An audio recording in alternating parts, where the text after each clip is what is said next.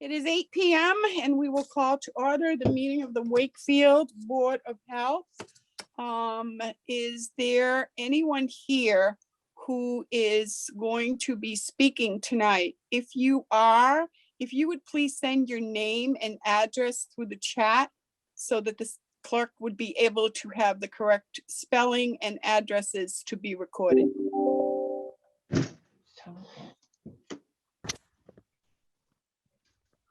Give everybody a couple of seconds.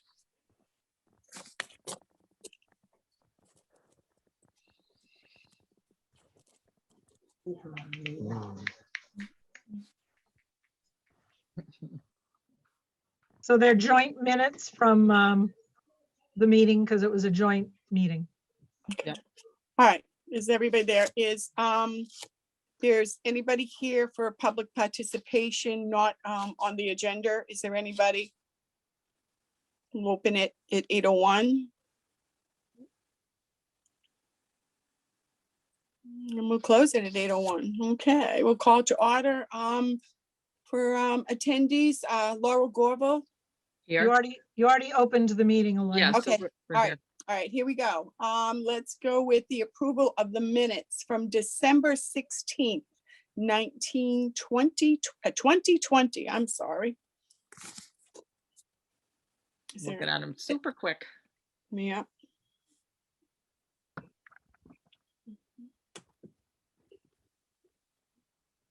Huh.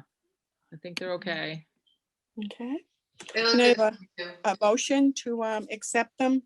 I can make a motion to accept the minutes for December 16th, 2020 as written. Second. Second, Okay, all in favor, Laurel, I, Gorville. Candace, Linehan, aye. Okay. aye, and Silva, aye. All right, so be all passed. The next item on the agenda is the approval for the minutes of January 20th, 2021.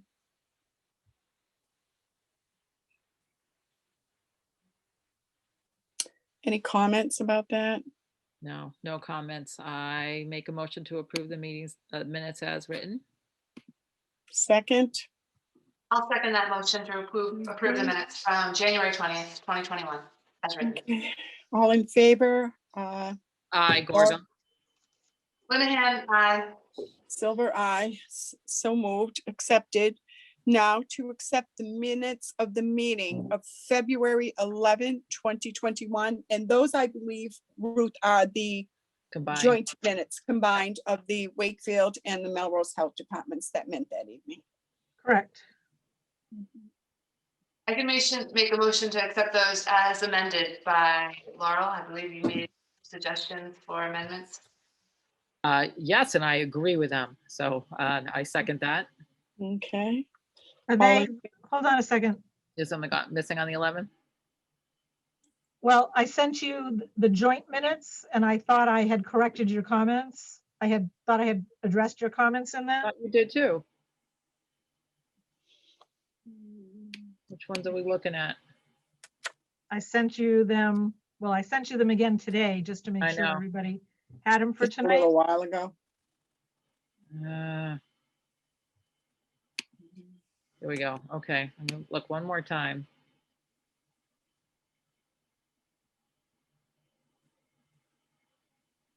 Wait a minute. The ones I'm looking at are back to only ours.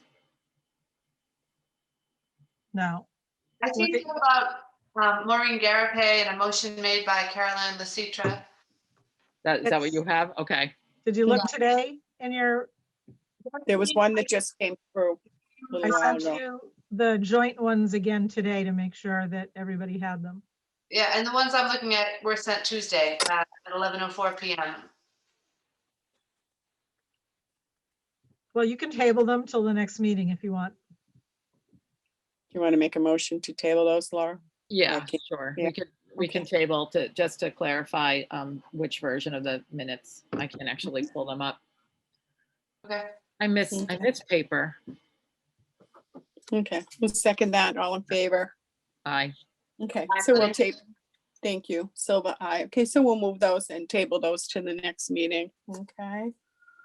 Just one moment. Just don't want to lose my, I'm just looking back at my agenda. I'm sorry about that. Variance request was for Wakefield Vista. That's 105 to 109 Hopkins Street, the late fee for their dumpster permit. I think, Cindy, did you want to talk on this? Sure. I think Sherry's on the line. Sherry's the new property manager, Okay. right, Sherry? Yes, I am. Can you state, yeah, did you send your name and address in for her? Thank you. Oh, no address. Mhm. It's okay. We don't need an address. We just That's need okay. a name. Another for name. Use the business, okay. Perfect. Can you state your name, please? My name is Sherry Marshall from Wakefield Vista, 105 Hopkins Street. Okay. Okay, Okay, so- Cindy, did you want to explain that first? Thank Sure. you. So Sherry, you took over in October, correct? October 27th, correct? So because the board, you received her hearing request, so I don't know if you had a minute to look that over. But so anyways, Sherry took over and we were not informed there was a new property manager. You know, when a new property manager takes over, usually we get the information email, so they get notification of renewals. But where she was so new, she wasn't getting email notification. But when we figured out that there was a new property manager, we emailed Sherry on the 7th. And I believe you got a phone call on 7th of what? 7th of what? What month? January. January. So well after the due date. So in any event, we find out who the new property manager is. We talked to Sherry. She had an issue applying on the new online system, because she hadn't submitted the application saying how many dumpsters she had, so it never prompted a payment. So it went unpaid. I edited it for her and added her 2 dumpsters in to prompt the fee of $100. So that was on, I believe, the 7th. And then we never heard anything. On the 14th, we called her to say, we're still haven't heard, you know, you have $100 fee and you're accruing late fees now. At that point, I believe Sherry couldn't pay me with her corporate credit card because it only had a limit of $250. So I had suggested mail a check. And then we still hadn't got payment. Okay.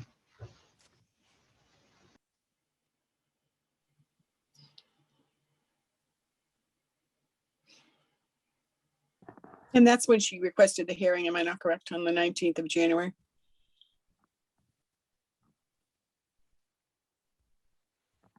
Okay.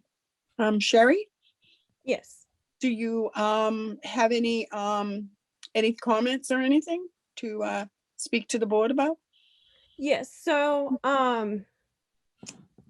like she said, I know I'm brand new to the I was brand new to the property that time. I took over. There was a lot of temp workers working before me, so I kind of picked up a bit of a mess. So we had no idea what was going on at the property. So there was nothing passed along to me. I've kind of had to figure things out as I go. I spoke with her on the phone. I tried filling out the application online that day, and then it wouldn't allow me to submit a payment. So I requested, I sent in an email saying I wasn't able to receive to submit the payment. The next thing, I hadn't heard anything back. Then she had reached out to me via phone.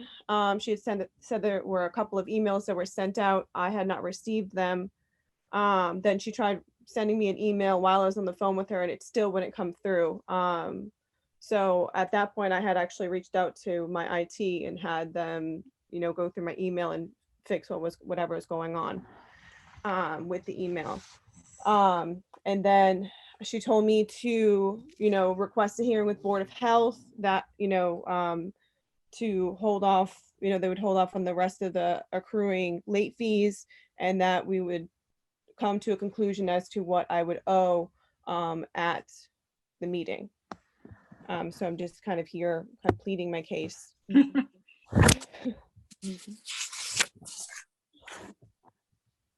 Any comments from anybody on the board in regards to any suggestions? So did we, at some point in this day, so where are we on the late fees right now? I mean, were they just continuing daily, or you're on mute, Cindy? Daily, they're daily. $350 in late fees Okay. and $100 for the dumpsters themselves. $50 a day, just a reminder. Yep. Yeah, no, I remember. It sounds like there was a presumption that while they were fixing this, that maybe we weren't continuing to accrue them. So it's just double checking that continues.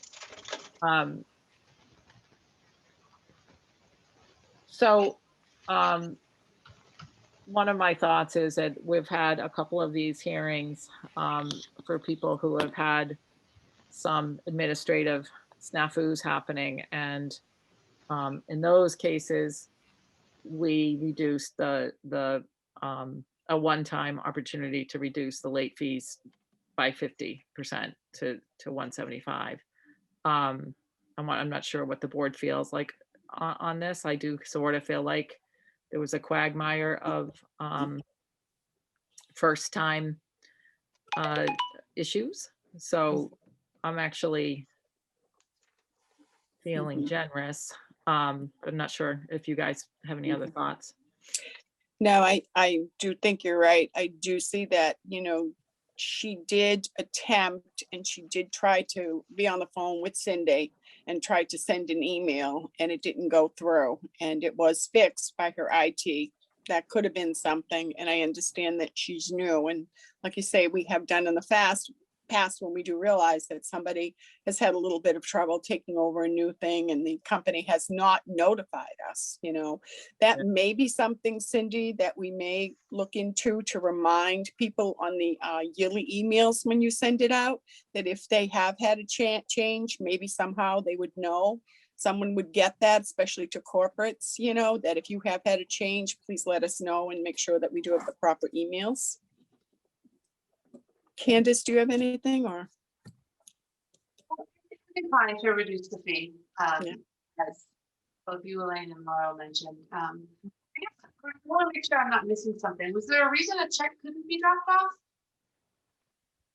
I'm not sure why the $100 couldn't have been paid at the time when Cindy made you aware, Sherry, that it needed to come in. I was under the assumption, I don't know if I misheard her or something. I thought that I would do the payment as soon as I spoke with all of you. Then we would figure out what I would owe, and then I would pay it from there. Okay, so you were thinking you'd pay the whole amount at once. Is that I'm understanding? Yes. Okay.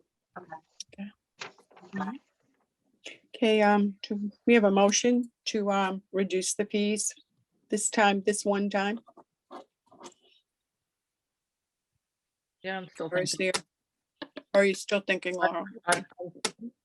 I'm toying between a reduction and a waiving, as this is a brand new, and the reductions that were done, these were people who had been in the system and were definitely in the loop and definitely just missed some executive skills. In this case, it sounds like a colossal kind of comedy of errors in regards to communication. I will, put it out there to the world that it's always good just to pay at least the fee, so it freezes any accrual of anything. It's kind of the way things work. So I'm feeling like I'd like to waive the late fees on this one. But we are a board of 3, so I don't know if you want to discuss that anymore. Sherry, did you get my email today? Or the other day when I emailed you the agenda? Just to make sure that you are receiving my emails? Yes, that was the one with this Yes. connection on, yes. Okay. That one I received. All right. Okay. I didn't see I did not see that you sent a read receipt. I didn't see that. And then I left you a message today just to make sure you knew. And I hadn't heard from you. So I just want to make sure we're on the same page moving forward with other communication. Let me see. I mean, I've received it for this board meeting.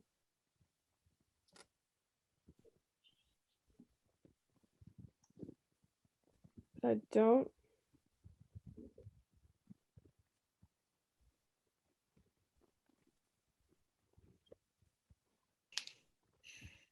Do you mind, It's It doesn't, right. I think we could clarify that outside of the meeting. Yeah. yes, yes. We can go. I'm just torn about my motion. I see, I agree with you. I think it's been a real problem somewhere along the line, and I'm a person that's not a real good IT person, and I've seen emails mix up, and we all do. So I see what you want to say, and, to, get the fees, just to pay the regular dumpster fee and take away the fine. That's what you really want to do, right, Laura? It is, thank you for my, yeah, so I'm just gonna go ahead and make that motion. I make a Okay. motion to waive late fees, secondary to communication glitch, for the Vista dumpster fee. Do I have a second? This is Candace. I'm willing to second that motion. Okay. Were you able to get set up through the online portal to pay this fee in the future? She's set up. She just I'm has set to up, pay. yes, So yes, Okay. in there I'll to go the application. After the meeting, I can go ahead and waive the late fee, but it's still pending the fee. Right, yes. And Mhm. that can be paid easily from now and for the future through the online portal, correct? I'm sorry. That should be able to be paid now and ongoing through the That's online right. portal. That is how we do it, online through the portal. She'll get a renewal notification in the fall, and you just simply go ahead and enter your application in. There's no uploading. Okay, I'm gonna amend I'm gonna say it one more time. Okay. I make a motion to waive the fee for the Vista dumpster, the late fee, as long as the correct original dumpster fee is paid by Monday, the 22nd of February. Otherwise, the fee will just accrue again. Do I have a second on that? I'll second that Okay. motion. All in favor? Aye, Gorville. Linehan. Over aye. So passed, the motion has passed.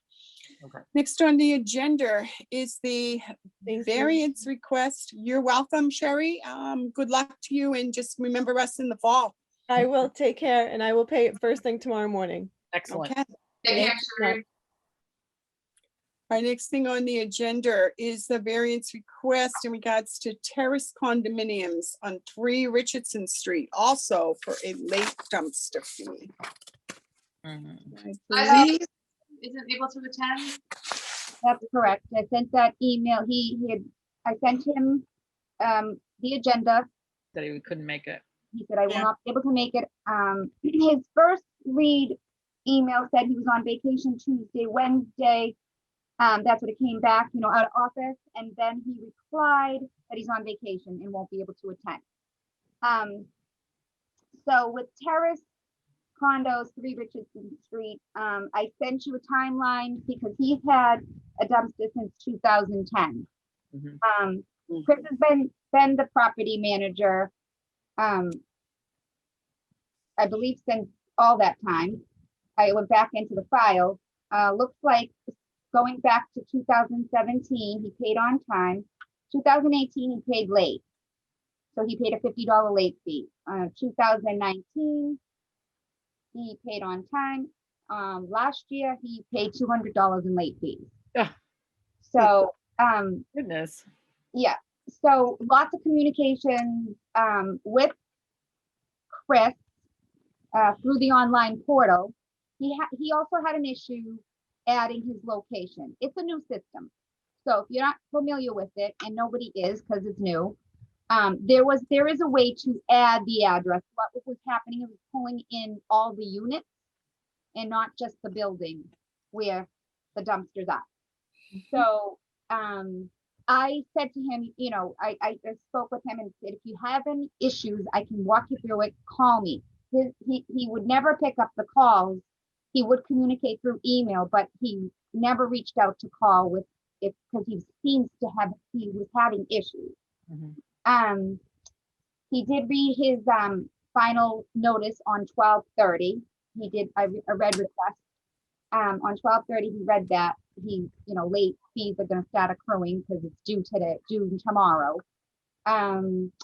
We called him on 1/7 and there was no answer. Finally, he applied on the portal, he was able to apply, but on 1/14. So again, we called him to tell him now he's accruing of $700 in late fees from the 14th. Oh. He wouldn't answer my calls or reply to my emails.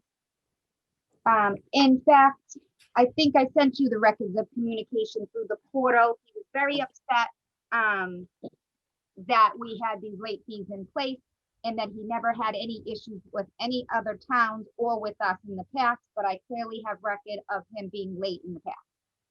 A check showed up for $50 on 2/3. And what was the fee he owed aside from the late fees? So $50. $50 a day. He owes 50 just for the dumpster, but his late fees were accruing at 50 a day, and I think he's up to, what did I put in here? $700. $900. You said 750 a few minutes ago. Yeah, $750. So that's just the late fee, $750.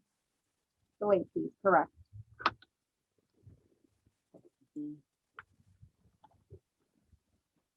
Right.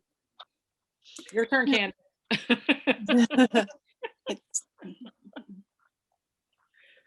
He's clearly had been late in the past. Okay. Last year, Cindy, do you recall or have anything as to why he was so late and we had to give him $200 in late fees? Just didn't respond or anything. Okay. Yeah, I'm a little troubled that he wasn't able to participate tonight. I mean, this this is important. It sounds like he doesn't feel that it's so important. Mm. I don't know. I'm not sure if are we in a place right now to make a decision without him here? Do we table this for next week or the next meeting when he can come, or should we go ahead and make a decision tonight? I think you make a decision tonight. He was given notice. The Yeah. meeting is remote. He Yeah. certainly could have come in remotely. Yeah. Okay.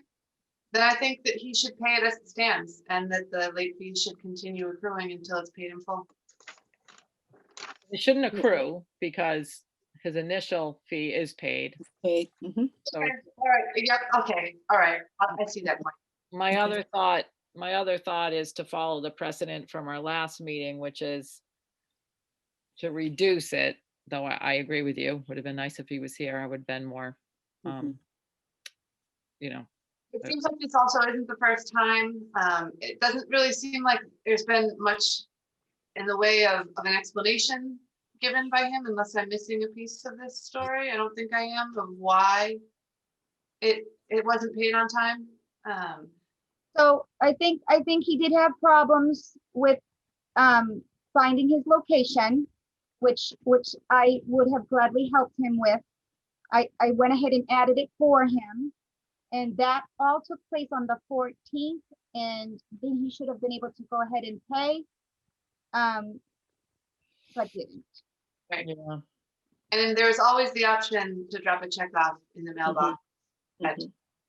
Mhm. Right, this check for $50 was dated 1/22, but arrived on February 3rd. Okay. So he more or less waited to even pay the initial $50 fee until he knew that we were definitely going to go forward with fines. Until 7 days after it seems like Cindy last communicated with him and gave Mm. him the offer to support getting his location fixed. in the Mhm. portal. And our fine fee is right there on the application, right? If you do not pay this, is it on the application itself We don't, so, or on the renewal? we don't Website. send an application. Right. it They says- get an email notice saying, here's the link to go online and renew your permit. It's $50 a day if you don't renew by December 31st. That is on the email. That is on the email. Okay. Yeah. So I think he should pay the late fee. Mhm.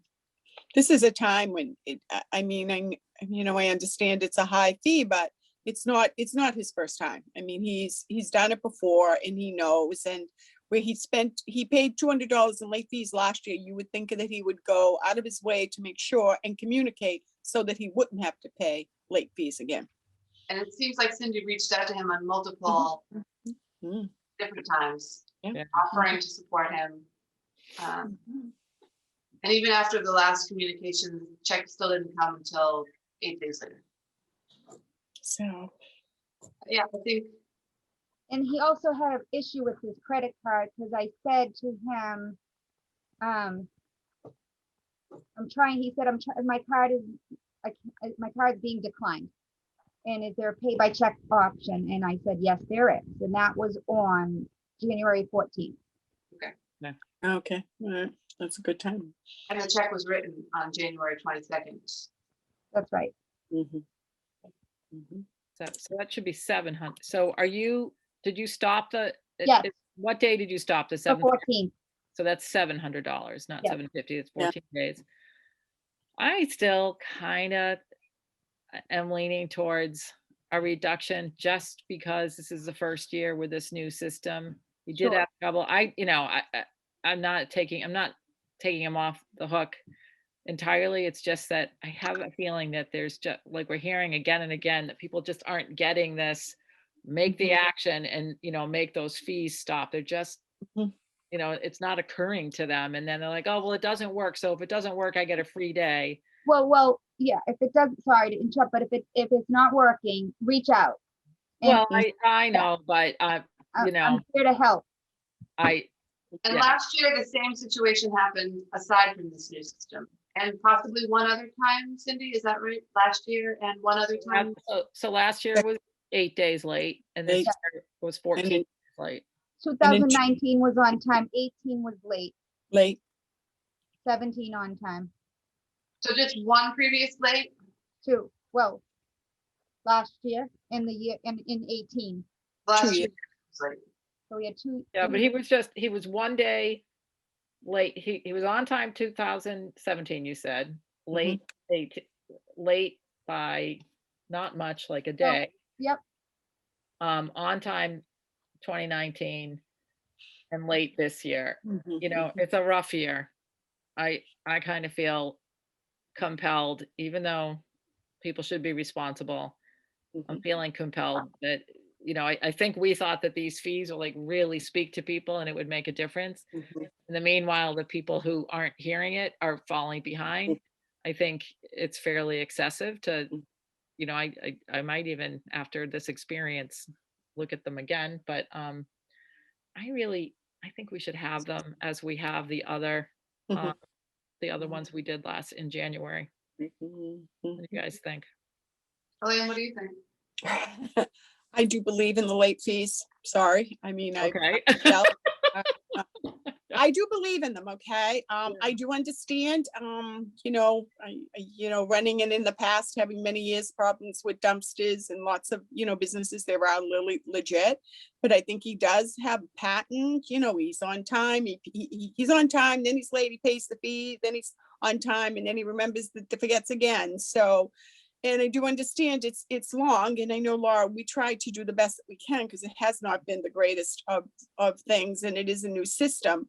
So a reduction this year, but going forward from this year on, I mean, if we see a pattern that Right. he's on time one year and late the next year, then the reduction, I don't think should be applied from here on at any time. I think this should probably be his last pass. This will be the third strike, as I would say. Yeah, that's a way of looking at it as well. Mhm. This is it. We get it. New system. We'll Yep, reduce it by half. But we have a record. yeah, we have it. It's here. He's had problems in the past, so Yeah. let's see if this is his pattern. Okay. know. So Cindy will remind us next year. Yeah, he will. All right, does We get a record. motion? Do one of you want to make a motion? So I can make a motion. So I motion that we half the late fee, which would make it $350. Mhm. That needs to be paid, we'll say by Monday, February 22nd. And if it's not paid in full, then the entire previous fee of $700 will stand. And if this occurs next year, then There will be no leniency. Yeah. I don't think you have to include that in the motion, but No, you can just, we'll remember if it's in the notes, and I'm sure Cindy will remember. Okay, do we have a second for that motion? second. Okay, Laurel. Laura, all in favor? Aye, Gorville. Candace, Logan, Aye. Candace, Silva, aye. So move the motion. Next on the agenda is the hearing in regards to the restaurant Sabatino's. And Ruth, do you want to do a little background on this for us? Yeah, sure. Thank you. So as we know, there's been a number of governor's orders for the past year, I guess at this point, of concerning all different segments of the population and different segments of businesses. They've been on the state website. They change all the time. All the changes are on the state's website. Usually the press is pretty good about advertising that there's been changes. Actually, both good and bad. So, so there is a specific section about food service establishments and what they're required to do. Some of it isn't relevant to Sabatino's because it's really targeted towards some of the social clubs that wanted to start operating, and starting to serve food. So there's always been a checklist on the website of what restaurants are required to do, including posting notices and training employees and wearing masks and distances and all that. Mhm. So in January, we received a copy of a notice that the ABCC had sent to Sabatino's, noting that they had been there on January 8th, and that they had exceeded capacity at that time. And I don't have it right in front of me, but so then we received a complaint, and I went on Sunday, February 14th at 6:45, and what? I think it was Saturday the 13th. No, I Yes. went No. on Sunday. I went on Valentine's Day. Okay, sorry. I was having a vaccine clinic on Saturday. It's okay. Me too. Okay. And I spoke to the manager and noted I went around the restaurant and counted 47 people, not including their workers, which they don't have to include.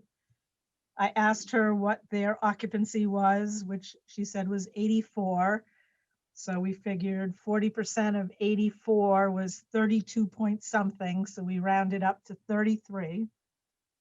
So they were well exceeding the capacity part. 14 people. There were 2 tables at the bar within 6 feet of each other. And the table in the back was a party of 7. There's a limit of 6. And I'm pretty sure everybody's been to Sabatino, so you know the layout. There was a line of people from the hostess station to the door of people waiting to be seated or maybe picking up takeout that were just literally standing shoulder to shoulder. Were you including them in that count of 47, or that was an addition? I did, but it was more than that by the time I left. Okay. So, but when I got there, I counted it as I got there. Ruth, with that Yeah. line waiting to get in, is there any kind of notice or any kind of markings anywhere in that particular corridor area that the people should be 6 feet apart if waiting? I'm not sure of that, but the hostess is standing right in front of It's them. right there still. And it's their responsibility. It's the restaurant's responsibility to ask people to wait in their cars until they can be called to come in. That is what most places do. So I had a conversation with the manager. I pointed out the tables that were 6 feet, closer than 6 feet of each other. And as you know, we've been saying 10 feet so that the people at the tables are 6 feet apart.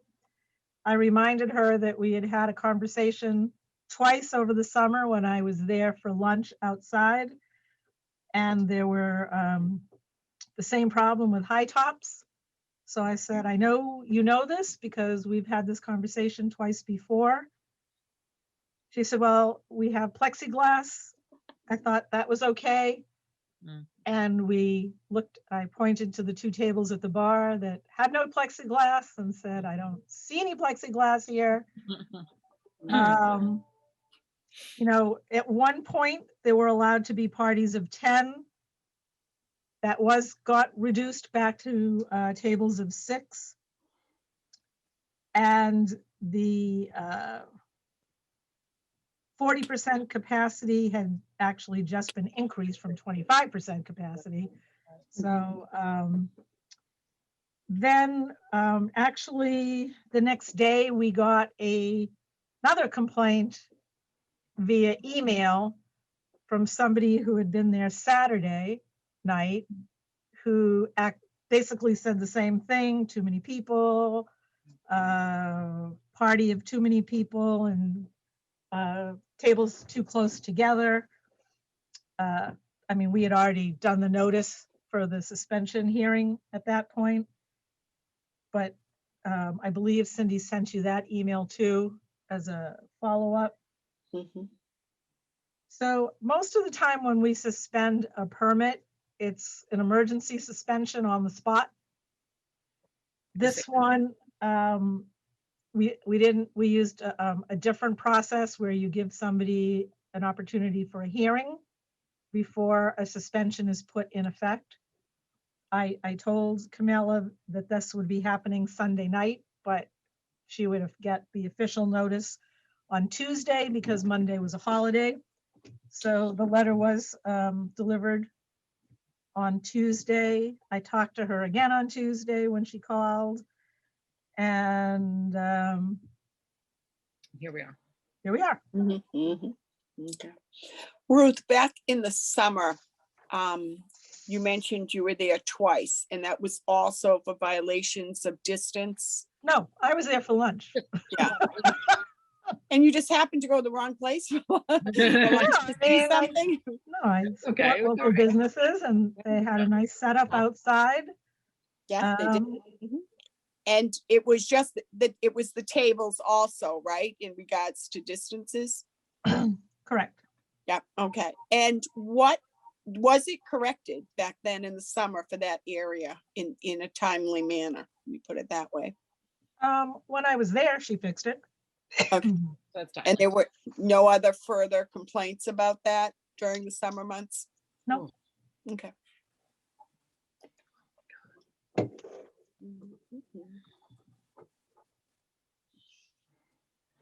Do we want to hear from? Yeah, is Carmela here tonight online? I think that's her, I believe, right? I think Brian Yeah. McGrail is representing her. Oh, Yeah. okay, Mr. McGrail, if you'll, Thank you, Madam Chair, members of the board, and Health Director Clay. Carmela Nason is here tonight. She's in the mask in the bottom of the screen. She is present. And I'd like to introduce myself. I'm Brian McGrail. I'm the attorney representing Sabatino's. I have a long history with Sabatino's. I've represented them since their inception when they located in Wakefield just over 10 years ago. And I've represented them throughout a lot of things that they've leasing and other endeavors that they've been involved in. They're a wonderful family. It's a family-owned business. I think you folks are all pretty aware of it.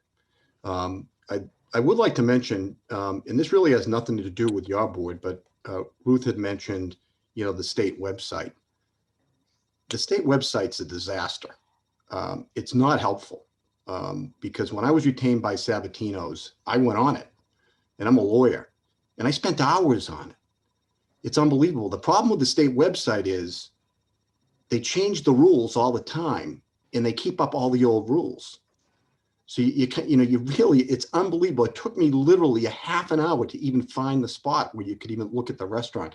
I don't think that has a lot to do with tonight, but I just wanted to point that out to you. It was amazing to me when I went on there. It was really disappointed. I was just bumping all over the place, and I couldn't find anything concise on restaurants. And then I finally did. I finally made my way there, but it wasn't easy. And that certainly has nothing to do with your board, but it's just a point of interest and a point of note. Sabatino's, as I've mentioned, has been in town for over 10 years. They're a wonderful corporate citizen. They're very charitable. They're successful. I think we all know, popular, cornerstone of the downtown business district. As far as I know, except for a few of the things that Health Director Clay had mentioned in her presentation, I don't think they've really been subject to any violations of any departments of the town. I've represented them for all of their liquor licensing over the years and renewals, et cetera, and there's never been any issues with Sabatino's over their history of being in Wakefield. I would like to say that Carmela and I, over the past day and a half, have spent a lot of time on the phone discussing this. They take this letter in action very seriously, and they want to resolve this to avoid any suspension. I think you can imagine that would be extremely detrimental to their business, to their employees, and they would like to avoid that at all costs and make sure that they're never in a situation that they have to be back before you again for something of this nature. As I've mentioned, they're wonderful people. It's somewhat embarrassing for them to go through this, but they certainly take responsibility for all of their actions. I was not retained to dispute Health Director Clay's findings. We don't necessarily, we don't dispute her being there on Sunday. Some of the other things we're not in total agreement on, but that we're not going to get into the details on that. I think to dispute the findings, quite frankly, would be counterproductive. It would be disrespectful considering what we're going through as a society. And I think it'd be a waste of everybody's time. Your board and Health Director Clay certainly have a lot of more important issues that you're dealing with on a daily basis. And we really appreciate all the work that you're doing. So, the question is, if I wasn't retained to dispute this, what was I retained to do? I was retained basically to get this resolved. And Carmela and I said, probably the best way to get this resolved is for me to really look into detail of all the COVID-19 protocols for restaurants, to review them myself and learn them, spend some time with them, which I've had the opportunity to do. And then to review them with Carmela and make sure that she fully understands them in all of the requirements. And we've had the opportunity to do that over the past day, and that has been accomplished. And I think for the most part, to Carmela's credit and Sabatino's credit, they recognize these protocols, and they have, for the most part, complied with all of them. They've been very respectful of the process. Unfortunately, there was this incident, past couple of incidents. As far as the incident on Sunday, I think it was, not to make excuses, but it was kind of a perfect storm. It was Valentine's Day night. There were more people in there than are allowed. The people on the ramp were there for takeout because it was a real popular night for takeout. They were not lined up waiting to seat. And I think what happened is Sabatino's became a little bit overwhelmed with that. Basically, it wasn't like they were letting people line up to sit down. Before they know it, they turned around and they saw all these people lined up for takeout. And so, that's kind of the circumstances. So basically, so Carmelo and I, talked about that, because I think, when I read your letter, it talks about the fact that a suspension could take effect on Tuesday, the 23rd, and it will remain in effect until Sabatino's demonstrates that the violations have been corrected and will remain corrected. And that's what we'd like to talk to you about tonight, because we think we can accomplish that tonight. That is our goal, to basically, instill some confidence in you and Health Director Clay that we fully understand the requirements and things that we want to do and implement to make sure that it doesn't become a problem again. So what we have planned to address this, to demonstrate to you that the violations have been corrected and will remain that way, is the tables have been adjusted. When Ruth was there, she had cited, I think, they're not doing bar service at the bar. So they have high top tables in that area. And Ruth pointed out that one of the tables, I think there was 4. So they were too close. So now one has been removed. So they comply with that, with the 6-foot requirement. And all of the tables now comply with that. They've also, in addition to that, have purchased plastic shields, which meet the 6-foot requirement to put between the tables. And they're going to implement that and continue to use that between the tables, in addition to the 6-foot requirement. As far as, and I think this is the biggest thing, the next 2 things are 2 big things that I think will really help this situation, is that they are not going to have inside pickup for takeout food anymore. Because, Carmelo and I talked about that. That tends to become uncontrollable, because you can't control who's showing up and people are coming in and who's coming in for takeout and not. People, as you know, you'll say it will be ready in a half an hour, and they're there 15 minutes early and looking for their food, and they're standing there and they sneak in the door because it's cold out. So they're going to implement a policy that now when people call for takeout, they pay on the phone and the food is brought out to their car, that they don't come in to get the takeout. And I think that will take care of the problem that Ruth noticed with the people backed up on the ramp. So that is one of the things that we propose to do and initiate. And the other thing that we talked about is the importance of adhering to the maximum capacity. And so what they're also going to do is they're going to now have a door monitor, someone at the door that will count the patrons inside, keep track of that. They'll also monitor how long they're there, because I think you're aware there's a 90-minute limit under the COVID regulations. And we reviewed that today, that people cannot be there longer than 90 minutes. So that person will monitor that. And kind of give people a little heads up. Hey, you've been here for an hour, just so you know, your limit's coming up. It's a state law. It's not our fault. You have to move along within 30 minutes. And that way, if there's a door monitor and keeping account, I don't think that there will be an issue. So again, we certainly respect Health Director Clay and her effort to be out there on a Sunday night. I mean, I think she's tireless. Thank you for everything you're doing, Ruth. And we want to comply. And I think, with that said, I think we're demonstrating to you that we do take this seriously, and we're not just saying, okay, we take it seriously, we won't do it again. We are going to implement what I just said to make sure it doesn't happen again. Thanks, Brian. Thank you.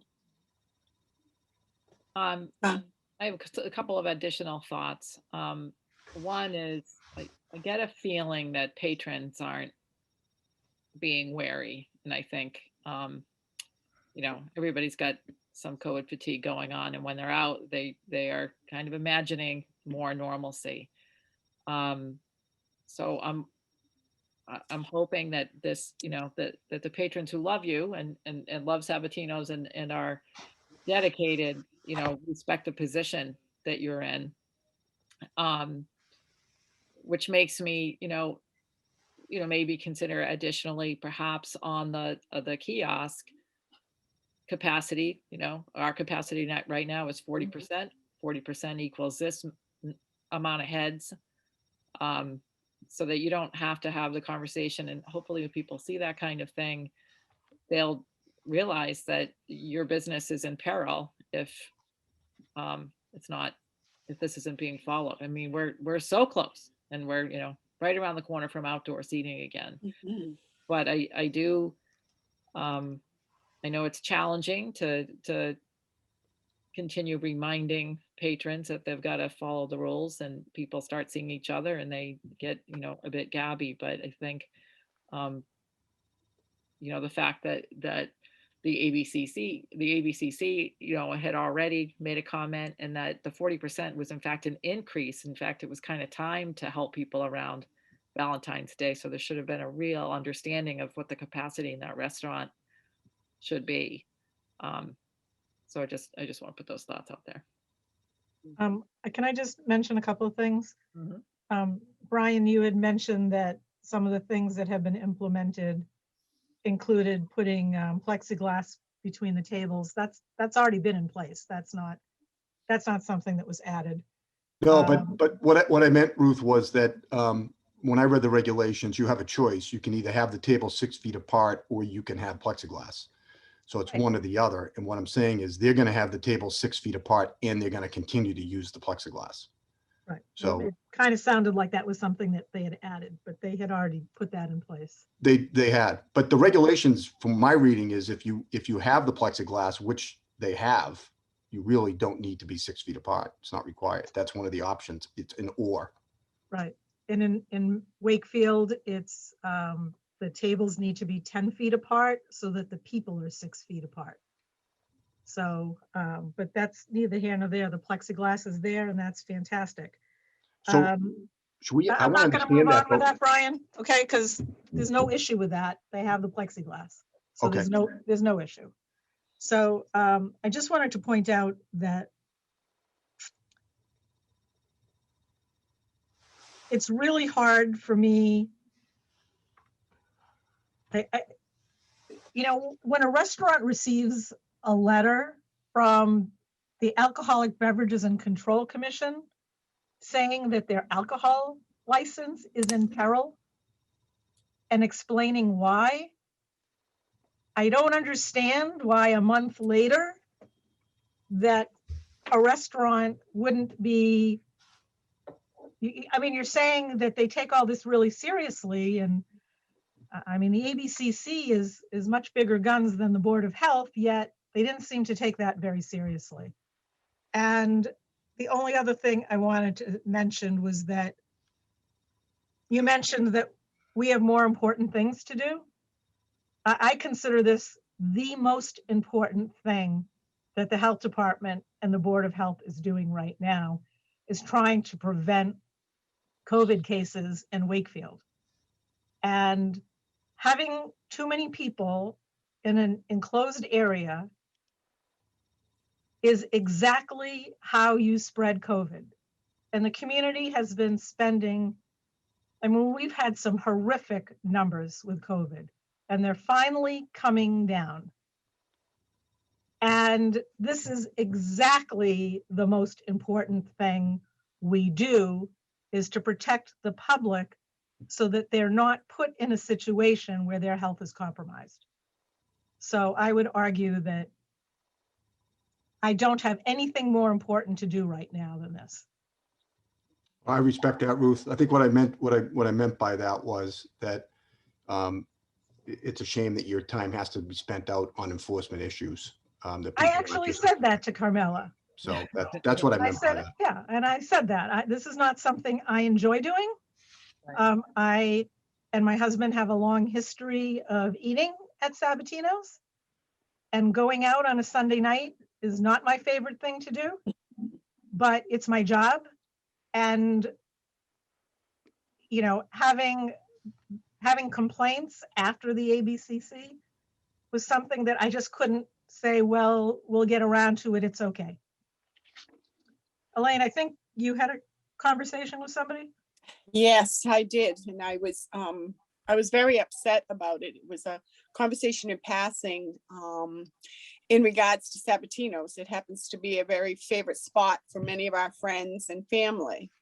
And there was someone who went there, knows nothing about really what was going on, but has now was very excited about, you know, restaurants starting to open up more and to support more and to actually go in and venture, not in only takeout, but to venture into a restaurant, okay? When they went into Sabatino's, they noted that it was very crowded. They were a little apprehensive about staying, but loved the restaurant and wanted to support them. And they happened to spot the owner and made a comment about, gee, it's awful crowded here. And the reply that they were given was, I hope that I don't get caught. Ooh.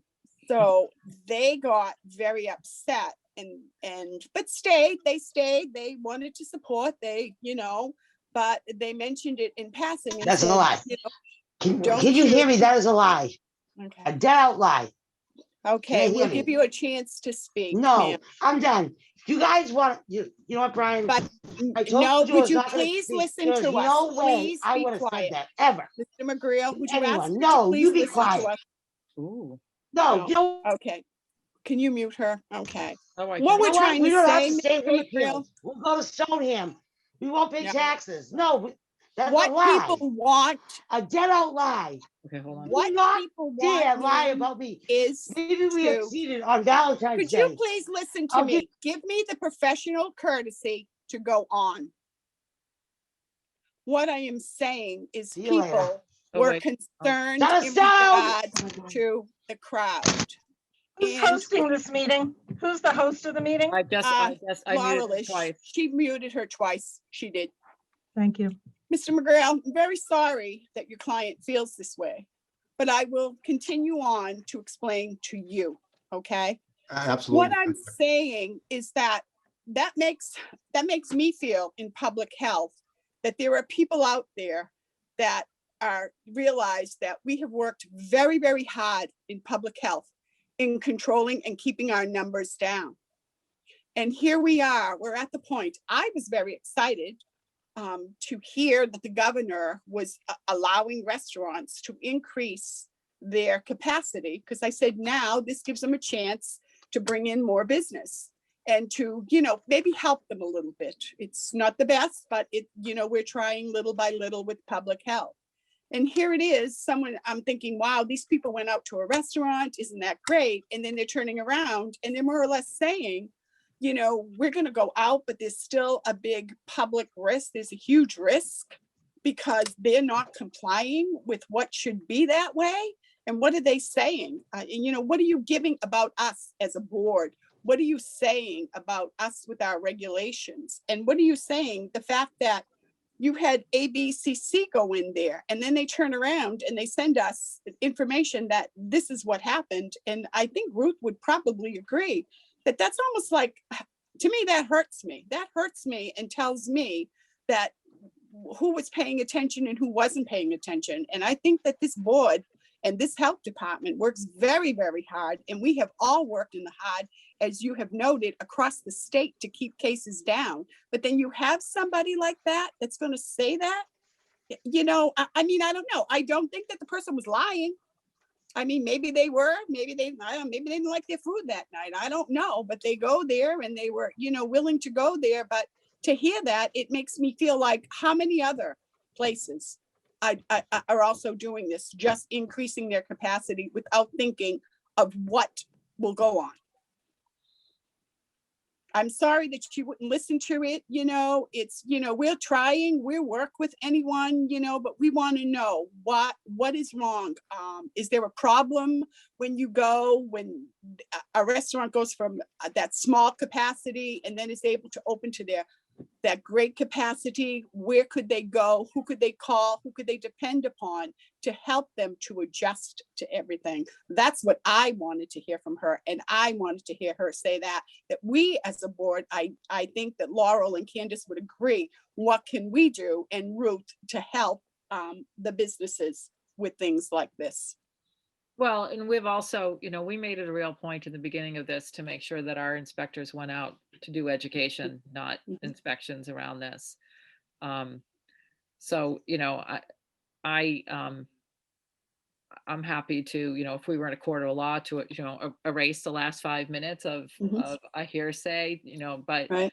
but the fact that, I too have heard, and just driving by, that's always been a tight capacity place. And so many restaurants have taken just extraordinary trouble to, immediately fix their takeout. There's been all sorts of kind of demonstration projects amongst people in the business. So I echo what you're saying. I just wanted to ask Ruth, we can wait if Candace has No, another I'm here. comment. I'm here. I'm just wondering, can you just remind me the logistics of suspension? Well, Okay. yeah. It's kind of a chicken and egg kind of thing. Yeah. So And it's not you a can give it, newborn thing. Yeah. well, I can pull up the regulation, but basically you can issue a notice of suspension and then give a certain amount of time for the place to ask for a hearing. Or you can just set the hearing so that they don't have to ask for a hearing. Mhm, Seems to be a little easier on everybody, which is what we did. mhm. It's, I did consider it an imminent health hazard. I've already talked about that. It does talk about that a suspension would take in place until something is corrected. Mhm. So So it could be as short as one day if it it's could be correct. as short as one day, and then they show that they're corrected and we move on. As long as we could see, that's what I tried to explain to her too. I wanted to see, how long we could give them to see if this Mr. McGreal mentioned, the thing about the takeout, if that's something that will work for them. Will it help them? Will it not affect their business? Will they be able to go from the restaurant? He's going to have a person there, to count the people coming in. And as you suggested, Laurel, to have a sign up saying that the capacity is at this number, so that someone who's coming would say, well, you know what, let's come back in an hour, because they have to leave in 90 minutes. So in an hour, maybe the capacity will be down enough that we will be able to wait, and to keep that line there, down and out, and to bring the meals out to the car. Carmela did say to me that, she had a really hard time getting people to do what she asked them to do. Yeah. Okay. And I do think that having the takeout outside, which is what a lot of places do already, is really a good way. The capacity, they were over capacity, well over capacity, without the people waiting in line. But that certainly could help. Mhm. And, if the capacity is 33 and there's 33 chairs, I don't think you have to count, Right. That's right. You can Yeah. move chairs around as you need them. Ruth, Yeah, I see- was thinking the same thing. Why not just remove any table and chairs beyond what the capacity should be? I mean, it's simple math. We all know what the capacity of the restaurant is. We can figure out what 40% of that is. The room shouldn't be set for more than the capacity. And that would help with distancing also. Mhm.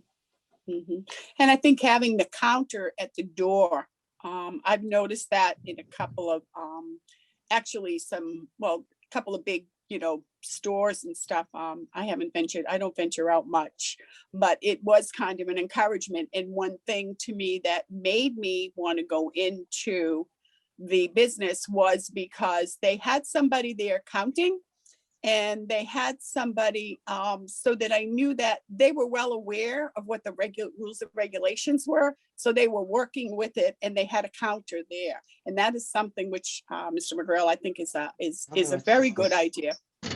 Yeah, and And- I do think that I think Board Member Linehan has a good point. That makes sense.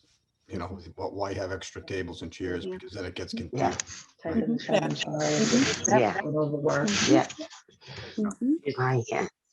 And maybe she also, in doing this also, Mr. McGrail, what I was trying to get at was also is, what do these owners need? You mentioned that, you found the state website very confusing. Our inspectors are very, very good and are always willing to go out, and so is Ruth. And Cindy is also there to answer emails, that even if she was having a trouble, maybe reinforcing the regulation of the 90 minutes, of reinforcing the capacity, that's something that she could reach out and ask them what was a way to do it, to help to implement it in a very good way. I mean, what might be helpful is it from the state website. I mean, and it's not just the restaurants, because I deal with this in legal matters all the time. I mean, courts are changing their guidelines and rules all the time, and I struggle with that too. I just think when you go on the website, they list historically, like everything. You guys will see it historically, everything that's kind of happened since COVID.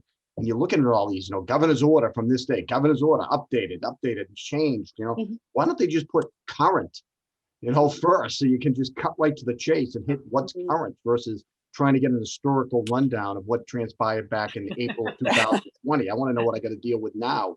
So one of the things that might be helpful, I think the town has a great website, is, whatever relevant COVID regulations are on point now through the Board of Health, to post them. And they might already be there. I haven't looked, but that would just. We do have a lot of links We do. because the town has a fantastic communications director, Jen McDonald. Excellent. Yep. And we do have, I don't think that link is on. There's other links. Yep. As far as like travel advisory to try to cut through. I mean, it is a horrible website, believe me.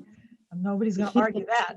So we've been trying to put as many links on the town website as possible to, help people just hit that link and it goes zip right to the Right state to website. Right to the current. Yeah. Yeah, So, we can add that. Yeah, I mean, if I may, Madam Chair, Carmela came back on. Yep. She's here, and, and I'm going to kind of, Yep. I'm sorry what we just went through. I mean, but it's been just kind of an emotional time for a lot of the restaurant owners. And It has, and we understand. It's Like I very, said, it's very stressful for them to deal with what they're dealing with in the middle of all this, not only financially, but emotionally. And so, Carm, are you there? Could you please address the board and maybe, Hold on, Brian. I've got to reset her. yeah. Thank you. I'm Laura. right here, Brian. Here she goes.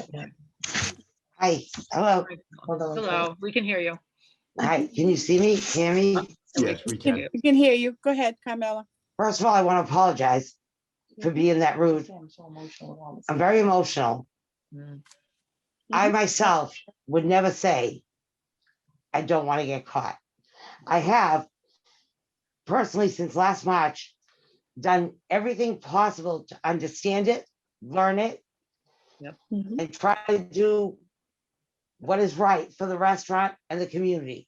I have emails that I have printed out that I have sent the Board of Health from the beginning, from last March when we were shut down to the time we got to reopen by the state for takeout only, to Ruth's office asking what are the protocols. And I was told to go on mass.gov. Now we are a year in. I think the town of Wakefield should have maybe for every business, restaurants, hairdressers, nail salons, whatever it is, gave us guidelines to what to follow. It is very confusing, like Brian said, to try to understand the changes. They change every week. Where are we supposed to be as a community to try to help each other to stay in business and pay our taxes? Or do we have to shut down and move to another town? That's my question. You tell me what to do to stay open and make it so it's right. I have tried so hard. Well, if you want to go to another town, I think you'd have even less assistance from their boards of health, but you can, Ruth, do you understand there are so many empty spots right now that you could buy a restaurant in any town? Yeah. For So aside peanuts. from that, so All right, we don't want to do that. What I'm asking you is just tell me what to do. Well, what we're doing, Tom, Right. what we're doing is we're talking about that. And, and I had suggested those items, which I think the board is very open to. And while you were off, I think some very constructive, the chair was very encouraged by the thought of the monitor at the door because it accomplishes two things. I agree. It means that you're monitoring the people, and it also sends a message to the people that come to the door and the people that are in the restaurant that, we understand this, we take it seriously, and we're not messing around. So, I mean, that is something that we've agreed to do that is positive. The other thing that you were off that I thought was a good suggestion is if the seating capacity is 33, to remove any tables or chairs, and maybe you already have, I don't know, but not have extra chairs or tables there, or at least have them set aside, that it's not like they're set up where somebody can sit at when they're not available for seating. Because that makes it simple to figure out how many people are in here and sitting down. So, I think that was another good idea. And it would help you monitor, because I totally agree. so I thought that was a great idea. So those are two things. And then we talked about, I think that night that Ruth was there, a number of the people on that ramp, right, Tom, they were there for takeout. So, so I mean, Absolutely. it wasn't like there was, I mean, the number that was No. cited, We haven't- was 47 or something versus 33. I mean, maybe there were 8 people in line, maybe there were 4, whatever, but that would alleviate it. So, Absolutely. But Brian, honestly, probably in a year, we haven't seen people on the ramp. Yeah, that was an exception. It was it was a bad night, Yeah. with Valentine's Day. And honestly, if Ruth came in 10 minutes before, 10 minutes later, there was no one on the ramp. yeah, that's the nature. I mean, it is. And I do apologize. I am so emotional, so upset, Yeah. and overworked and tired. We Is want to do there, the right thing. I have asked the health department over and over, and I have the emails to show you. is I there want guidance. also another way? Yes, I dropped the you would- ball. Would Okay. be available to, on that ramp area, Mark, how a lot, I don't think it ruins it. You know how you usually see the little circles on yes. rugs or I saw something them at like that. Staples. I was gonna buy them. Mhm. But then I thought, maybe we'll just have people wait outside completely. I Yeah, don't I feel think- comfortable calling Wakefield Police on our customers. I don't think that's right. Yeah, Have them involved with people just waiting to Mhm. dine, eat, Yeah. get Yeah. takeout. From now on, no one's gonna be waiting because there's only 34 people. We just want to do the right thing. okay. Yes, we have a lot of regulars. Yes, I do get uncomfortable Asking them. asking them to leave. I don't Mhm. want to be rude. I just want to make it work. And honestly, I know you don't know me very well. My parents are here every morning. They're 83 and 79. With all my heart, I swear to you, on my life, on my children's life, I would not take chances with my parents here. Yes, So- I so- dropped the ball with overseeing. I get it. Okay. I was wrong. Mhm. We Okay. have a lot of regulars. And we're I happy, didn't we're do it. happy to leave it at that. And I Um, apologize. I do get emotional.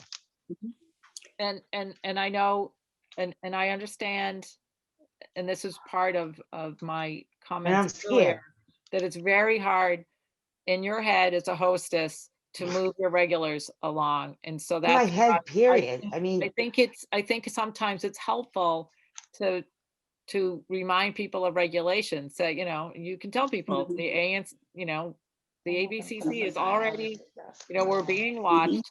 Please help us so we're here a year from now doing it right. And so, if you have to make somebody else the bad guy, but that's a small place. I We're know. almost there. I I- agree. I would even encourage the servers to mention it. As soon Yeah. as it's seated, it's not a surprise. And There's the so, bad guy. yeah, and perhaps, Ms. Nasso, if you had to speak to the customers, it wouldn't be until maybe later on if they hadn't really taken Has it. the service talked to them? And I do Yes. believe I do believe that if I'm not mistaken, I do believe on the state website, I know it's so hard to think, there is the regulation that does say about the 90 minutes. And I know that that's very, very difficult to do. But even if you had that and put it in a plastic thing that you knew that if you had a customer that, gave you a hard time, you could say to them, this is it. I This do is have why that. it is, yeah, and just show it to them and remind them, because we want to let people know that it's safe. We want people to we get it. follow the rules. We don't want to do anything to I jeopardize totally all our understand. hard work, and to make sure that we do everything the proper way, and to encourage people to go and to start to maybe move about, as we say. However, that's my favorite line, move about like they do at Disney. But in regards to a suspension, Ruth, do we, as Laurel had mentioned, are we able to do an inspection and take a look at it? I don't know if Coral would even, or you would be free to see like where they would put this counter, where they would be doing the takeout, how they moved these tables. Is that normally? Yeah, I mean, they don't need a counter. They have the hostess station, and that's where they usually put food, or they put it at the table that's like the first table on the right, Right. which they could have that table there with no chairs. But yeah, I don't know. Are you open on Monday nights? No, No. So, but you are open. Are you? What are your Well, working? I mean, I can come Sunday night or Tuesday night. It doesn't matter. Sunday nights. yeah, either night. I mean, the only night we're closed is Monday. All right. So, I'll come one of the two evenings and, count people. And again, if you don't have more than 6 chairs around a table, you can't seat more than 6. And it's very clear to the customer that you can't seat more than 6. So I'm Is- sorry, Ruth, but my confusion was this. They did originally when we reopened, Mass.gov said you can't have parties of 10. You can have smaller parties, no more than 6. When they changed it and they said parties of 10, no more parties of 10, we could have parties of 8. And I'm not trying to be disrespectful, but when you came in and counted to the table, the people, and you said 7, not only was it humiliating to the customers and myself, but you were wrong. It is 8. I'll check, but I am wrong. I stand corrected. I thought you were going to check before. I'm just saying, I will do what I have to do. I do not want to be treated any differently from anywhere else in town. It is 33. It's going to be 33 across the board, right? Okay. Yeah, I think the current reg is 6. I think it went back and forth. I think currently it's 6. But it doesn't matter. I mean, you're going to comply now, whatever it is anyways. I mean, that, I will do what I have to do, Brian. I just, yeah, I think the goal, and I think the message I'm seeing from the board is, I think, I'm you know, just everybody, upset, Brian, because I let me feel like talk. we've tried. Let me talk, please. Yep, go The ahead. goal is that I think everybody wants to move forward in a unified format to keep you in business and keep you in compliance and keep everybody safe. That's the goal. And, I think what we've talked about tonight can achieve that goal. And, and what happened last week, at this point doesn't, not that it doesn't matter, it does, but let's move forward. That's what we all want to do. Okay. One other question, Yes, absolutely.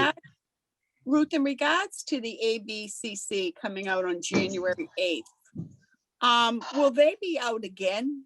Yes. Probably. Okay, all right, okay. And did they come out because of a complaint? Doesn't say in the letter. Doesn't say. Okay, all right. But I do know that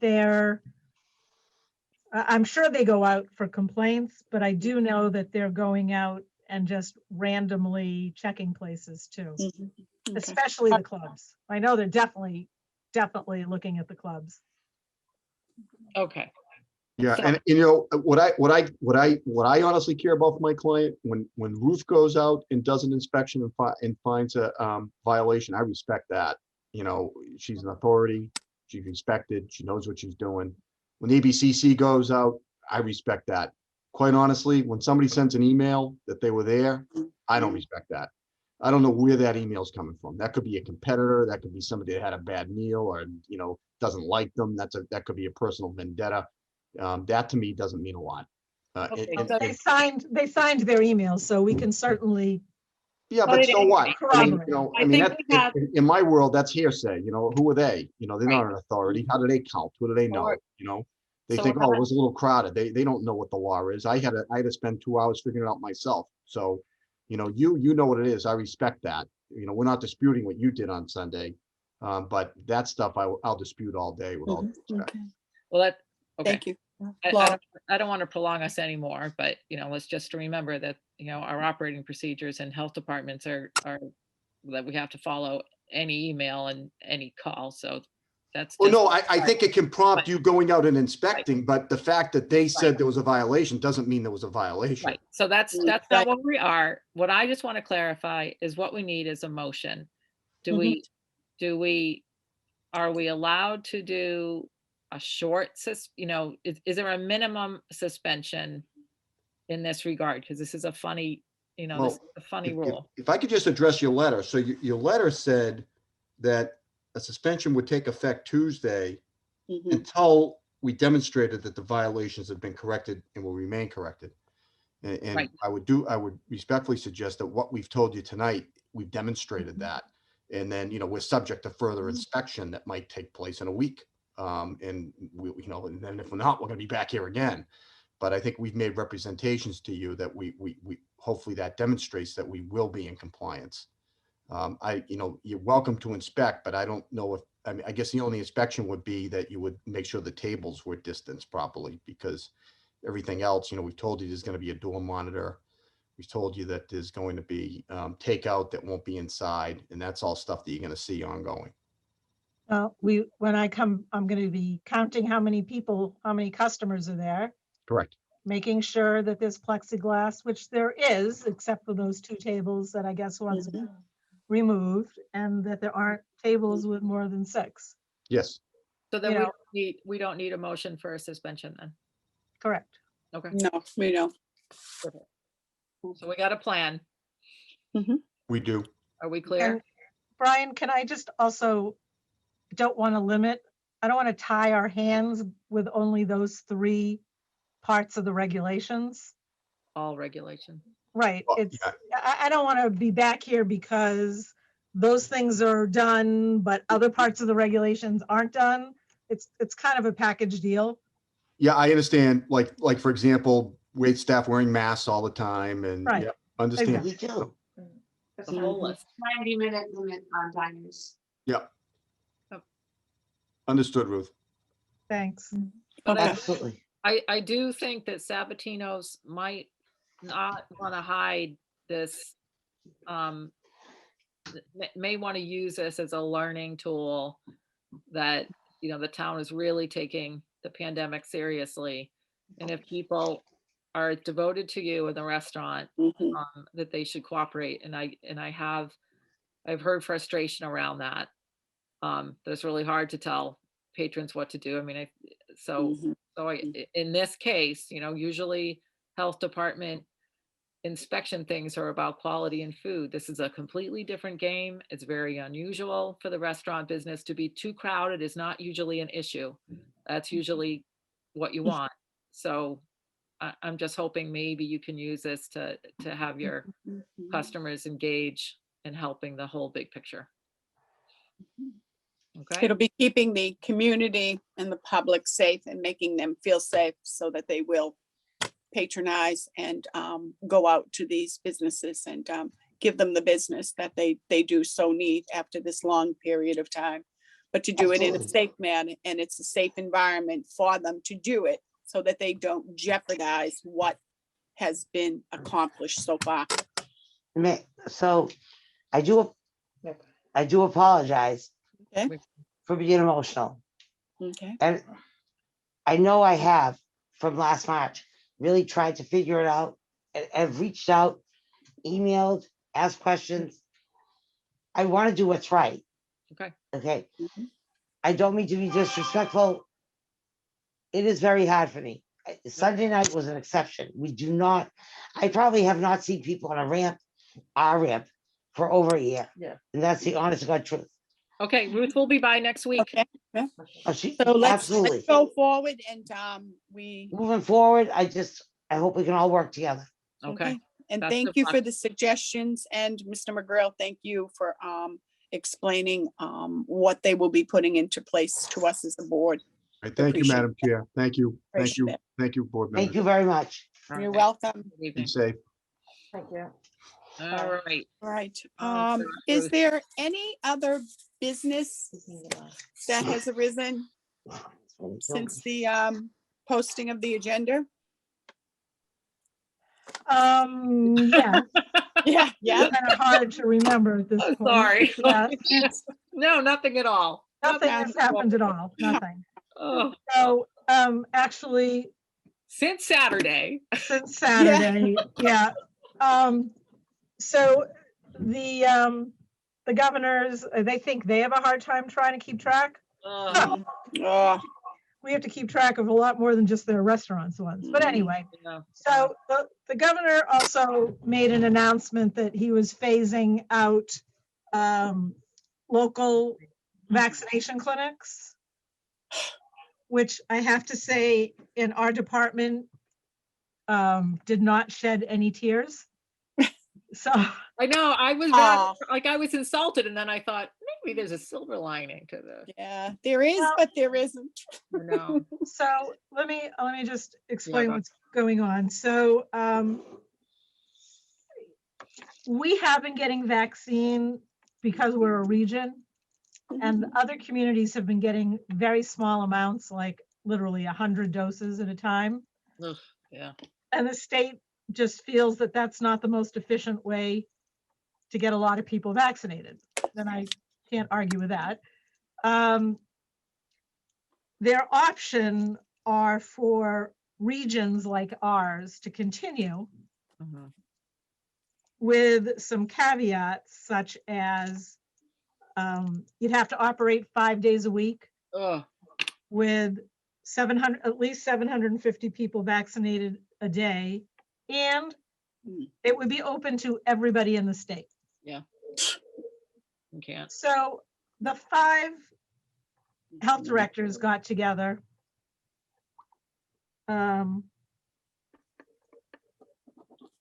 You know, it sounds good, but doing these clinics has been Exhausting.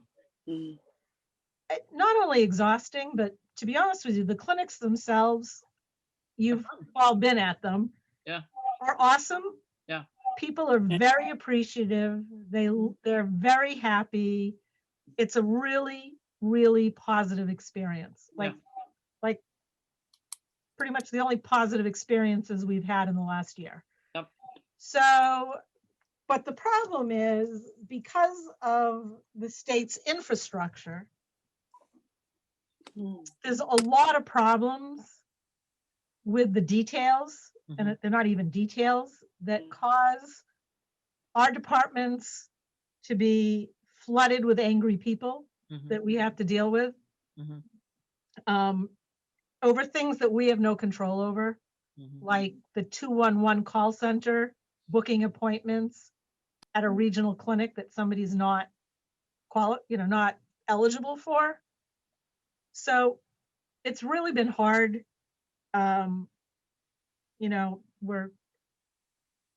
kind of at each other's throats at this point, which is very unpleasant. And although it's unfathomable for me to say this, considering that, public health is basically my life and has been since college, I don't want to do vaccine clinics anymore. And the other health directors feel the same way. It's just taking too much of a toll on everybody. We communicated that with our town managers and mayors. They met yesterday. No, what's today? Thursday. They met this morning. Sorry. They met this morning at 10:30 and reached the same conclusion that it would be a lot of work. And by the way, Steve is really adamant about not doing it, and Wakefield site wasn't on the table. It was actually Malden and Medford sites. But all of them felt like basically we would be running mass vaccination sites for the state. Right. Without any benefit, quite frankly, to us, because our residents wouldn't have any more of a chance of getting an appointment as anybody else. Right. And with limited vaccine and over 1 million people eligible for them, and Prep Mod having some real limitations, not the least of which is it crashed today, so nobody could use it. They are not interested in having us run regional clinics, at least for now. You know, potentially in the future, if they get their shit together as far as the software and having it run smoothly. Well, the clinic itself runs really smoothly, but building up to it, they might be open to it.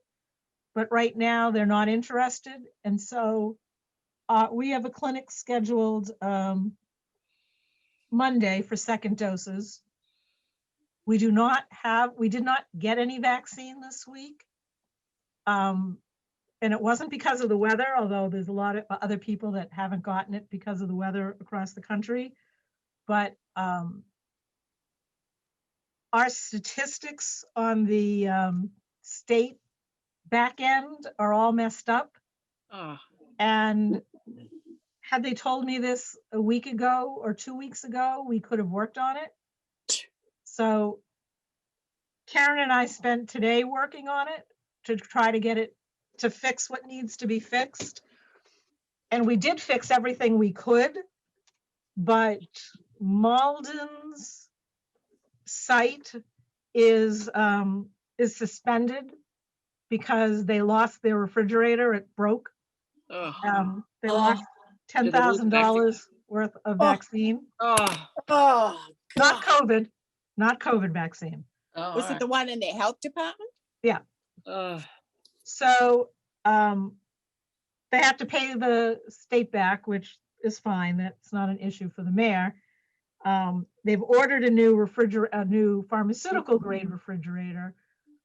But in the meantime, their PIN number, and you know what that means, Elaine, Yeah. has been suspended, which means technically I'm not allowed to give them vaccine, although Cindy's not going to write down that I have it. But anyway. Yeah. But more importantly, part of that tracking is we have to document transferring. Right. So, you know, like when they did the clinic for first responders, I have the vaccine, then we have to do an electronic transfer to them. We can't do any of those transfers Without them. because their site is still down. And I did politely but firmly tell the health director there to go to Home Depot and get a refrigerator and put a data logger in it. And he says he does have a refrigerator up and running and is trying to get the state to reactivate. So I have been in constant touch with Jana at the state, the assistant commissioner, who fortunately is a longtime friend. And I emailed her at, I don't know, 6 o'clock tonight saying, we have done everything we can do to fix what we can do. But until your end fixes certain things, like your inventory always has been saying 975 doses for Pfizer when it's really 1170 doses. Mm. So then it shows that we've used more than we have. Oh, Let us Yeah, do more penalize. transfers. So oh, Jesus. I said, if I can't fix any more of the numbers until Yeah. you fix your end. Mm. They won't send vaccine unless our usage is 85% or more. I told her by Monday, it'll be 100%. Yeah. Yeah. That, Monday, we are only going to be able to vaccinate part of the people who have signed up. And an email, 2 different emails will be going out tomorrow or the next day. One to the people who we have enough vaccine for, and we just kind of started at 8 in the morning and, kind of went up from there. And I know Cindy's been working really, really hard on cleaning up the list to get rid of people who aren't supposed to be on the list. So I can redo that, and those people will get a, one thing PrepMod is really good with is you can send a message to everybody, or I can do a group email to everybody. So those people will get an email confirming that they have an appointment. And then the other group will get an email saying due to, Vaccine supply. Yeah. yes, due to vaccine supply, we will have to reschedule their Monday afternoon appointment. We'll be in touch. And they wanted to send that out now. I said, I really would prefer to wait until we know if we're even getting vaccine next week, because we have a clinic scheduled for next Friday for people 75 and older and their caregivers, which we had started advertising. And when we found out we weren't going to have vaccine, we shut it, we made the clinic private. Right. So the health directors met Saturday night and figured out who had what scheduled to try to maximize what we had, but we'll still be out on Monday. Yeah. Now, if we get 1 tray of Pfizer next week, we'll be able, Winchester and Stoneham was doing their 75 and older on Friday along with us. And, we would be able to do those clinics if we get 1 tray. And we would even be able to do, we won't have it for Monday, but we would be able to reschedule the rest of Monday. So We could even, we could even reschedule those who get bumped on Monday to Friday, or if we you know get that we vaccine. will have Right. the vaccine. No, I know, I'm That's just, what they wanted to do.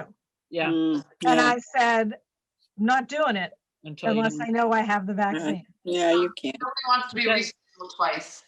Exactly. right. So Well, and the other is to, for the able-bodied group especially, What a dangerous. they could get the heads up to, hopefully PrepMod will be back up tomorrow. oh, it's up now. All It's right, up now. so, give those people a heads up that they have to get their second dose elsewhere. Well, we don't want to do that. I know. We don't want to do that. And if we get a tray next week, we can accommodate everybody. And ideally, we would move them all to Friday. Yep. But I don't want to make that kind of commitment until, Yeah, let's, I'm very risk averse at this point. Well, and I have to say, in this whole process, I feel like people just need to pause a little bit. And, even the update saying, okay, well, now we're going to move it. Like, how much notice did you get as health directors on what yesterday's news would be? None. Seconds? Ridiculous. I mean, Yeah. and it is finally, I have to say that, because I've been thinking, it's so frustrating as a board member, because it's sort of like, are we, like, I want to be a cheerleader. I want to be supportive. I want to stay out of the way when it's appropriate to stay out of the way. I want to beat people up who get in the way. But the other piece is, should we be talking to our reps and state senators, because we know that they're now kind of putting the pressure on it, they kind of stayed out of business, but to say, listen, we made a commitment. We set all these people up as a community thing. It could be great, except for the anger and the hate and the scarcity. We were doing a great job. It was so nice just to, and not to mention, this is what has always been in the back of our mind for ramping up emergency responses, that this is what we're good for. And I'm very alarmed about the big picture, not just in Massachusetts, but in other places where people are privatizing immunization centers and not even listening. Like, if we just had the option and said, could we at least have a place at the table and say, fine, you can have this big vaccination place, but do it with us, not instead of us. And it's Well, just a so letter is frustrating. going to the governor from the Mass Municipal Association, and I Yeah, got a sneak peek at it, which basically says, all those let things. us be part of the solution. Yeah. We've been training for this for a long time. Yep. We have the infrastructure. Mm. I mean, not that this is a good reason, but I mean, the CVSs are doing it because you make money doing it. Right. Right. And quite frankly, that could have helped the finances Oh, of fine. communities. Yeah. Well, it's not like the money was going to come to our budget, but Right. Still. but it could have helped the finances of communities Right. if communities were doing large numbers of, and not every community has that capacity, and I Right. understand that. Right. But it could have been helpful. Laurel, did you go on the FinCom meeting tonight? Oh, I did. Okay. Oh, you did? You did not. I did. I Oh, went. good. I did. We did have I was supposed to be at a FinCom meeting tonight. Steve said he gave you papal dispensation, and you don't.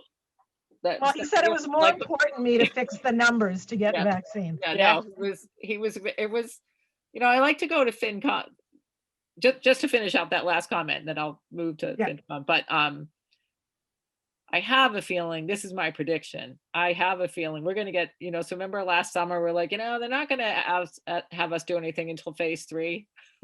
Yeah. I think, fine, let them get through phase 2. And then they're going to say, all right, everybody, do your town, or maybe, I mean, just what's so crazy is the fact that people kind of got their infrastructures, partners, Leahy, I'd much rather those people take care of their own patients in a bulk way. And they were just, Getting it. Chelsea, Mass General got thrown out of it. It's like, oh my God. So well, the letter did ask for maybe we do local populations like teachers. Right. On site. Yeah. I'll be there. Teachers, DPWs, like the populations that are in our communities that would be, But remember, Pfizer comes in trays of 1,170 doses. I know. So you can't give us 100 doses of Pfizer. Nope. Right. All right. So anyways, FinCom, I wrote it down somewhere, but basically FinCom got smaller. They used to have a big old table. There were maybe 5 people there. Really, the only thing that came up was that Cindy's position has been changed to actually reflect that she is a level 8, 9, whatever the highest is on the administrator setting. And so I just reiterated that because someone was making us prove it. And the words from Steve were independent thinker. I said listen, so I just sort of piped up in the chat. I said the word is triage. I said the person in this position triages really important decisions all the time. It is an incredibly independent part of our team kind of thing. It's not just, with lots of self-starting and not, not an awful lot of supervision. except for big picture stuff. So Cindy, we love you. So I was, so that was the only piece. It is kind of interesting to know how much we do, but it's just not on the budget, so they don't see it. And Well, I think in the past, we've done presentations. yeah, there was no need. And they know. The only change, as I told you guys in the budget, was trying to increase Karen's hours to Which half they did. time. Yeah, And they did. All right, Yeah. that was the other the piece. important thing. Yeah, so Okay. they agreed. The rest of it was exactly the same, so. So are we giving ourselves a pass at looking at our own budget this year? Yes. Fine. I'm good with that. I never understood it anyway. So It's the same budget. I mean, you guys just have to trust me. FinCom thinks it's fine. And then The same one every year, you just change the figures, right? I know what she means on the spreadsheet. goes up a little bit on Middlesex mosquito. Yeah. Oh, well, yeah. yeah, that was very small, but Yeah. I mean, originally, and of course, World started when I started in Wakefield. So in the beginning, Elaine and I were there. that's true. We didn't really have a budget or a budget that reflected our actual needs. So the first several years, it was a much more involved budget process. Oh, that's a good point. Yeah. But once you get to basically what you need, all budgets are level funded. So there's really nothing to talk about. There was a lot to talk about the first 5 years or so when we figured out exactly what we really needed for this and what we really needed for that.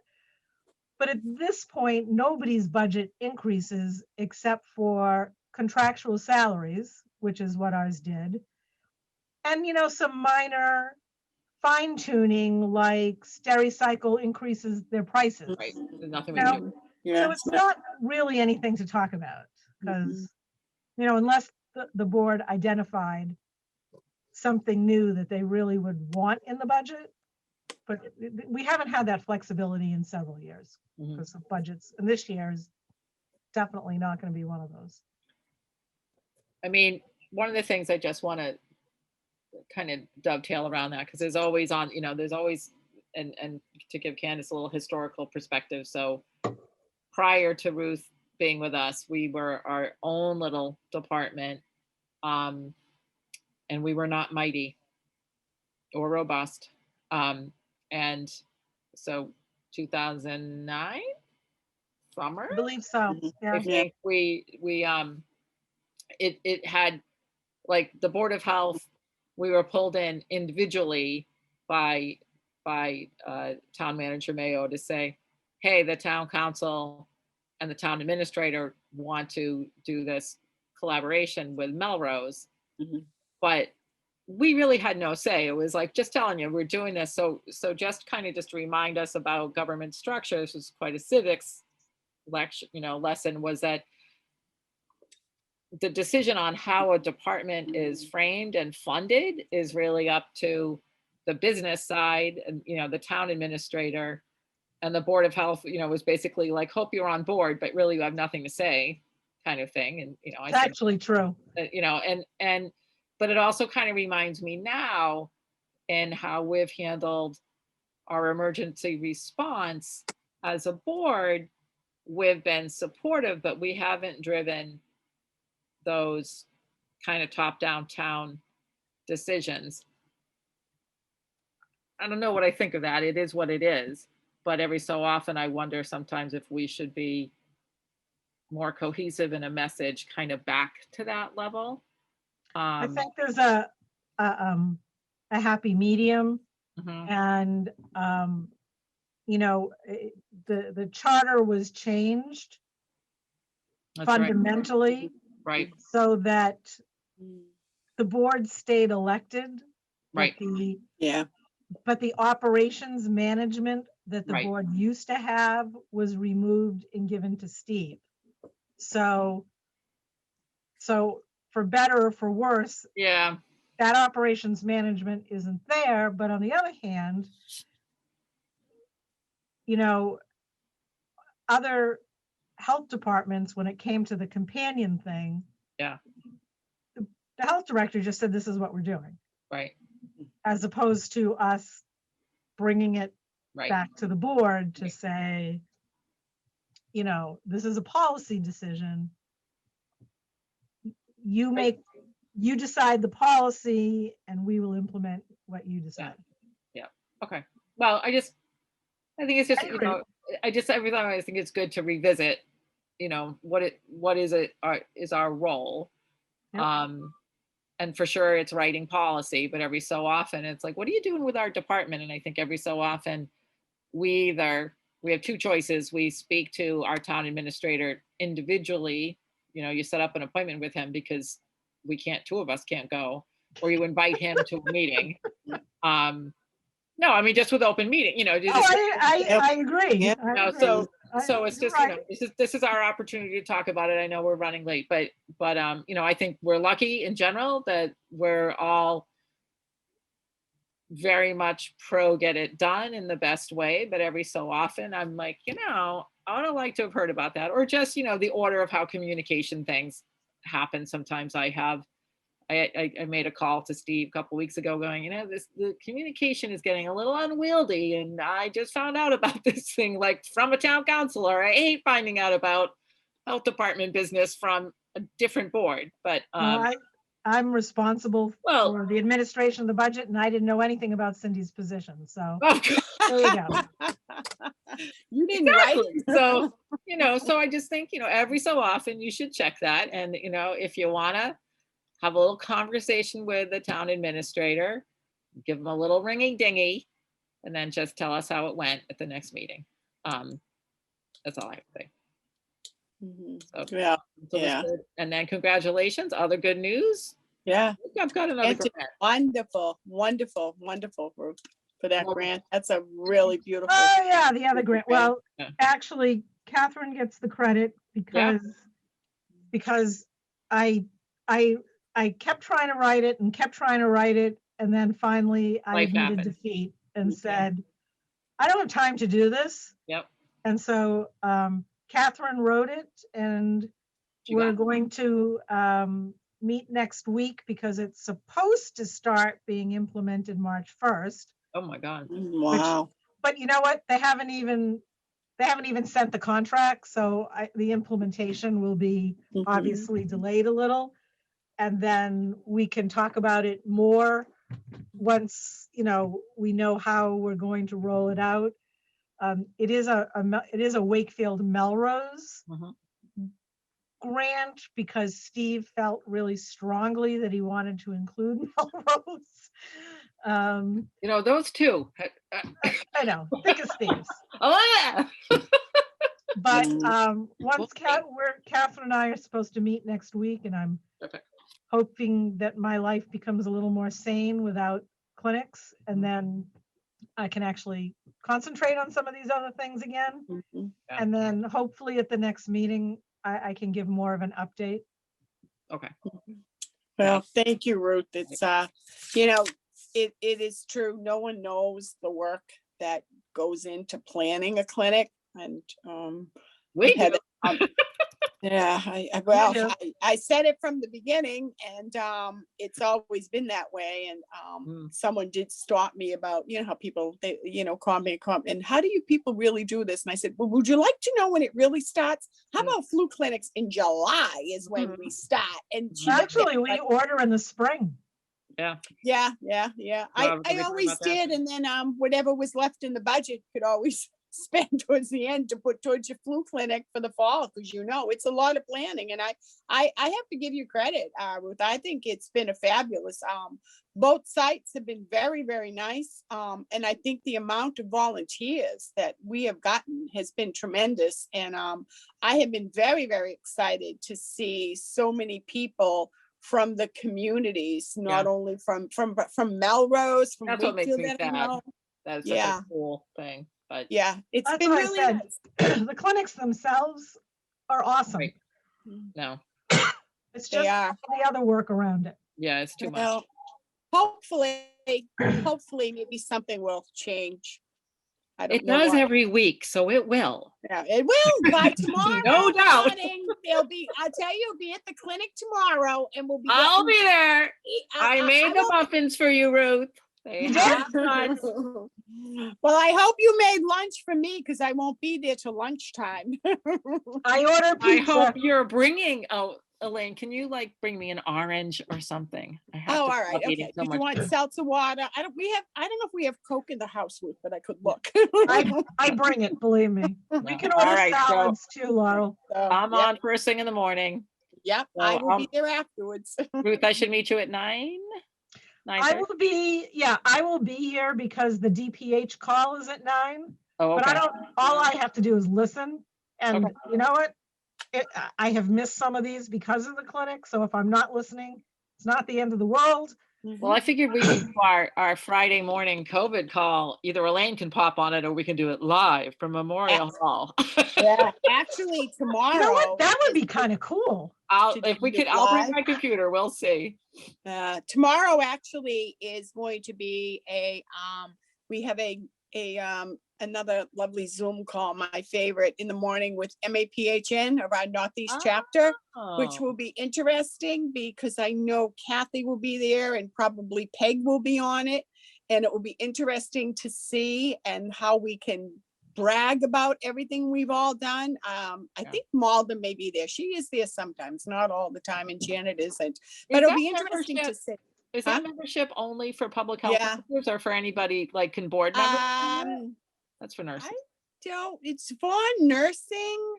I have to check in. You think I would know. I worked on the bylaws committee, but they kind of, All right, well, it's almost 10 o'clock, so I will, but, Well, we'll compare notes on that. That's not board Yep. business, that's professional. and, also, we'll, for the next meeting, I believe would be on March 17th. Am I correct on the date?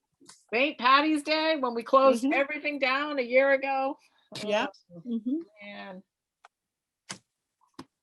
Yep, that looks all right.